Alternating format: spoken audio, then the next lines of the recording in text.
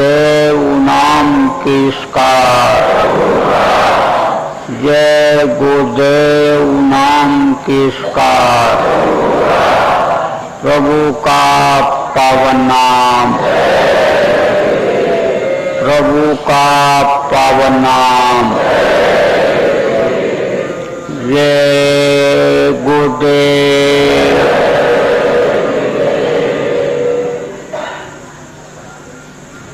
सर्वसमर्थ सर्वत्र स्मरणीय परम पूज्य गुरु जी महाराज, उपस्थित सभी साधक बंधुओं, बच्चे एवं बच्चियों, आज 3 सितंबर 2017 15 दिन के साधना शिविर का अंतिम दिन। सायंकाल की बेला उज्जैन आश्रम में आप लोगों के दर्शन दीदार का अवसर सत्संग के माध्यम से मिल रहा है। गुरु महाराज की दया से यह समय और स्थान जीवन का बहुत ही महत्वपूर्ण है। आज आयोजित 15 दिन के शिविर में आप सब लोग बैठ करके साधना किए, उसका अंतिम दिन है। कल से जैसे 15 दिन से पहले का रूटीन यहाँ का था उसी हिसाब से चलने लगेगा, लेकिन इधर ये जो 15 दिन का था दिन, इसमें 24 घंटे में 8 साढ़े 8 घंटा आप सब लोगों ने साधना किया। समय निकाल करके अपने काम को करते हुए आश्रम वासियों ने किया मेहनत।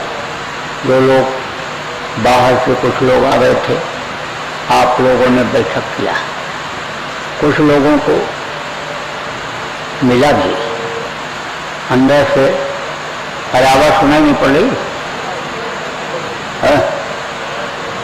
बोलो, आवाज नहीं। गुरु महाराज की तरह से मेहनत किया। कुछ लोगों को दया का अनुभव भी हुआ, लेकिन ज्यादातर लोगों को नहीं हुआ। लेकिन आपको फिक्र करने की जरूरत नहीं है। आपने अपनी आदत तो डाली। आप लोगों में से कुछ ऐसे भी लोग थे जो बैठते ही नहीं थे, इधर की रुझान ही नहीं थी, मन दूसरी तरफ लगा हुआ था, जैसे दुनियादारों का लगा हुआ है। अब यह कि वो आवाज को सुनते हैं एक कान से और दूसरे कान से निकाल देते हैं, और आपने जब आवाज सुनी तो आप इस काम में लग गए। दुनियादार तो इस कदर मस्त हैं, जैसे एक आदमी जा रहा था तो रास्ता भूल गया तो एक कुएं में गिर गया। देख नहीं पाया, आगे कुआं था, उसी में पैर पड़ गया। तो जब गिरने लगा, तो जब आदमी गिरने लगता है कहीं भी, तो सहारा खोजता है कि कहीं से कोई सहारा मिल जाए बचने का। कई सहारा खोजा तो उसी में एक पेड़ बरगद का लगा हुआ था, उसी को इसे पकड़ लिया। दीवार से ऐसे डाल निकल रही थी बरगद, उसी को पकड़ लिया। थोड़ी देर तक तो हिलता रहा। उसके बाद में हिलना जब बंद हुआ शरीर का, तो देखा नीचे एक सांप बैठा हुआ है। तो उसने सोचा कि कहीं सांप हमको काट नहीं, तो देखा इतनी दूर है, ऊपर इतना आ नहीं सकता, तो नहीं काट पाएगा। तब तक उधर देखा, जहाँ से डाल निकल रही थी, 2 चूहे बैठे हुए डाल को काटने में लगे हुए थे। तब उसने कहा कि ये चूहे डाल को काट डालेंगे और मैं नीचे गिर जाऊंगा, सांप मुझे काटेगा और फिर मैं मर जाऊंगा, बचूंगा नहीं। उसी डाल में एक मधुमक्खियों का छत्ता लगा हुआ था, तो जब डर से भय से इसका मुंह खुला तो मधुमक्खियों के छत्ते में से एक बूंद शहद मुंह में गिर गई।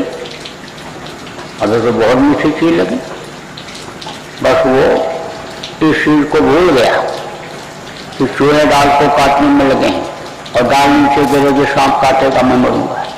भूल गया। उसी मधु के, उसी शहद के मिठास में मस्त हो गया। लेकिन अब वो शहद कितनी देर रहती? थोड़ी देर के बाद उसकी मिठास खत्म हो गई, कम हो गई, फिर खत्म हो गई। तब फिर उसने देखा कि सांप जैसे जीभ निकाल निकाल करके इंतजार कर रहा हो कि जैसे इसके दाल नीचे गिरे मैं अपने इसके खून से अपना प्यास बुझाऊं। फिर देखा ऊपर चूहे लगातार दाल को काटने में लगे हुए थे। अब फिर डर गया और डर से फिर मुंह खुला, भय पैदा हुआ जब तो फिर एक बूंद शहद मुंह में गिर गई। बोला तो बहुत मीठी चीज है, तो बाहर कभी हमको मिली ही नहीं। फिर उसी मिठास में मस्त हो गया। 2, 3, 4 बार यही प्रक्रिया हुई। एक महात्मा जी उधर से जा रहे थे तो उनको लगा कि कुएं में कोई गिर गया है। तो झांक करके देखा तो कहा अरे बेचारा गृहस्थ गिर गया, इसको तो निकालना चाहिए। अब उन्होंने सोचा निकालें कैसे, यहाँ कोई रस्सी या कोई ऐसी चीज तो है नहीं कि इसको डाल करके पकड़ा करके इसको खींच लें ऊपर। तो उनको याद आया ये जो दुपट्टा हमारे गले में लटका हुआ है, लाओ इसी को डाल दें। दुपट्टे को डाला और कहा ये देखे डोर है, ये डोर पकड़ ले। इसको दुपट्टे को उन्होंने अन्य रस्सी जैसा बट करके डाला था। कहा इसको रस्सी को पकड़ ले, तू इस डोर को पकड़ ले और आजा बाहर। तो उसने हाथ बढ़ाया, जैसे डूबते हुए को तिनके का सहारा मिल जाए तो फौरन तिनका को पकड़ता है डूबता हुआ आदमी, शायद मेरी बचत हो जाए। तो जैसे हाथ बढ़ाया तैसे एक बूंद शहद मुंह में फिर गिर गई। बस हाथ पीछे कर दिया। महात्मा ने कहा अरे बच्चा तूने हाथ पीछे क्यों कर लिया? देख ये चूहे तेरी दाल काट दे रहे और तू नीचे गिरेगा, सांप तुझे खाएगा, तू मर जाएगा। पकड़ ले, मैं तो उसको निकालना चाहता हूँ, पकड़ ले। बस फिर हाथ बढ़ाया, सब तक एक बूंद मधु मुंह में फिर गिर गई, एक बूंद शहद फिर गिर गई। अरे बोला महाराज जी आप जाइए, मुझको इसी में आनंद है, मुझको इसी में सुख है। तो आज का जो इंसान है, इस कलयुग का जो इंसान है, भवकूप में गिर चुका है। यह जो भव सागर है, यह भवकूप है, ये मृतलोक क्या है?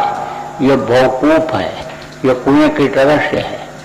और अनिकाल इसका यह देश है जो एक दिन इस शरीर को खाली करा ही देता है। जब वो चाहे उसको बना दे, जब चाहे बिगाड़ दे। इस सृष्टि को जब चाहे बना दे, जब बिगाड़ दे, पल भर में। पल किसको कहते हैं?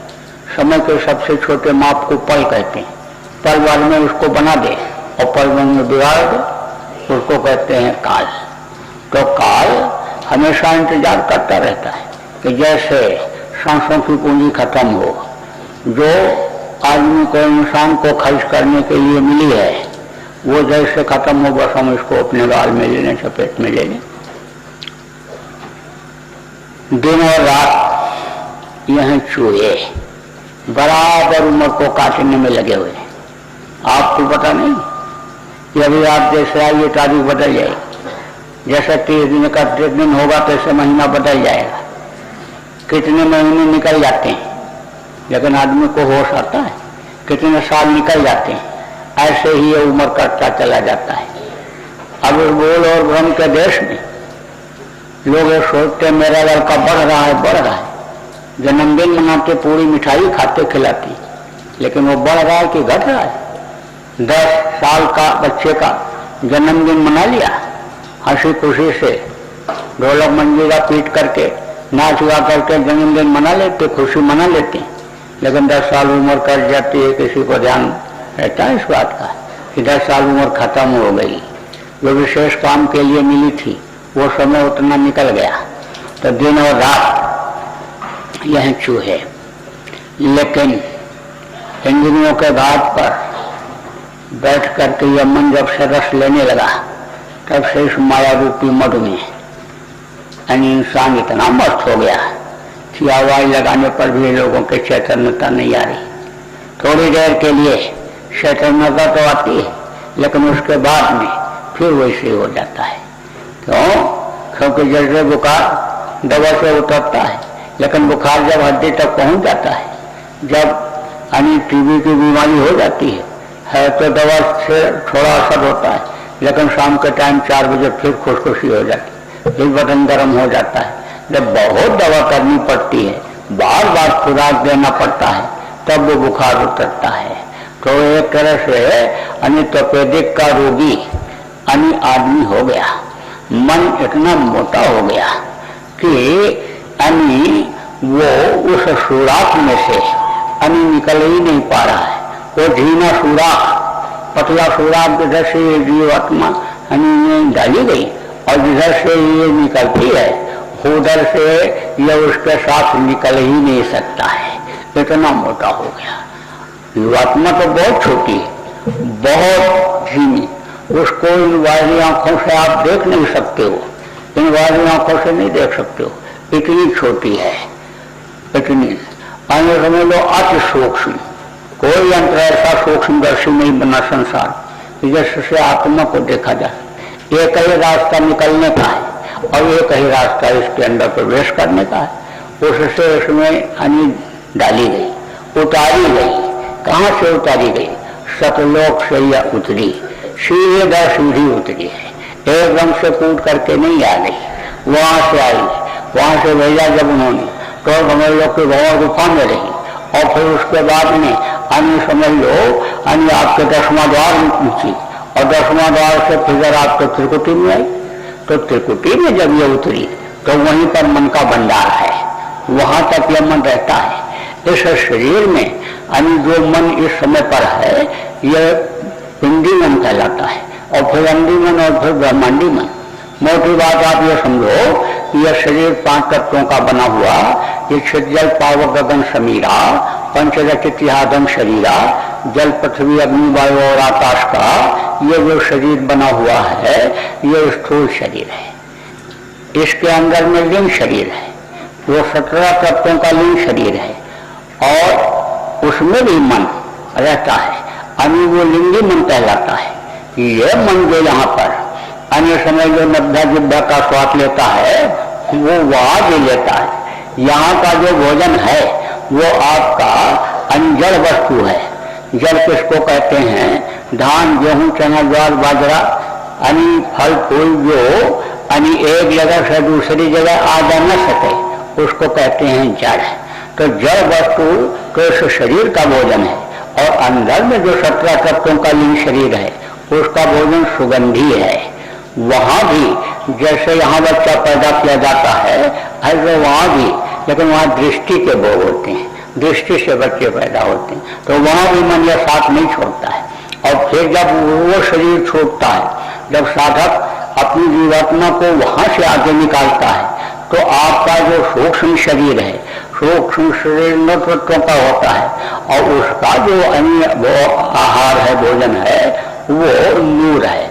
मतलब यह है कि प्रकाश है, और उसमें अन्य समझ लो कि एक तरह से नूरी मन रहता है।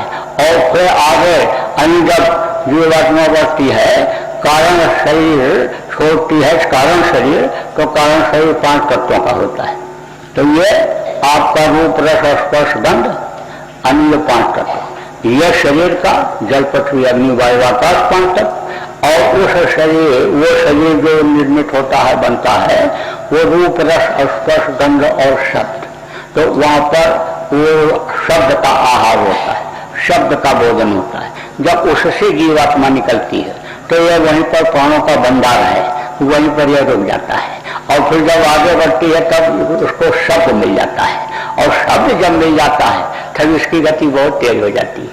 वो अभी तो जीवात्मा की गति अन्य समझ लो कि चींटी की तरह से है, और जब यह आगे बढ़ेगी तो इसकी गति चाल मछली की तरह हो जाएगी, और उससे जब आगे बढ़ेगी तब इसकी गति चाल यानी मकड़ी की तरह से हो जाएगी। जैसे मकड़ी जाला लगाती है, तेजी से नीचे से ऊपर, ऊपर से नीचे आती जाती, ऐसी हो जाती है। और जब यह शब्द को पकड़ लेती है तो इसकी गति विहंगम हो जाती है, बहुत तेज चाल इसकी हो जाती है। और अन्य समझ लो कि यह झीनी झीनी धीरे धीरे होती जाती है, झीनी धीरे।